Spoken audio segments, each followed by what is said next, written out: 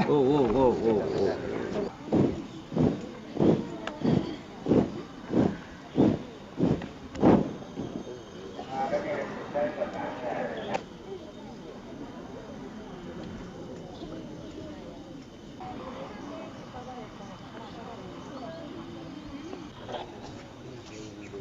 Hai, dia tak kena juga. Dia boleh tolong.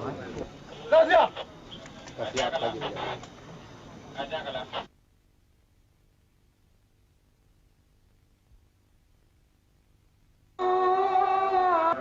Kepada tuan-tuan dan puan-puan di seluruh dunia dan kepada tuan-tuan dan saudara-saudara saya di Sumatera untuk mendukung dan mengikat tali persahabatan yang baik demi tercapainya cita-cita keadilan dan kemakmuran negara Aceh Sumatera yang merdeka dan berdaulat.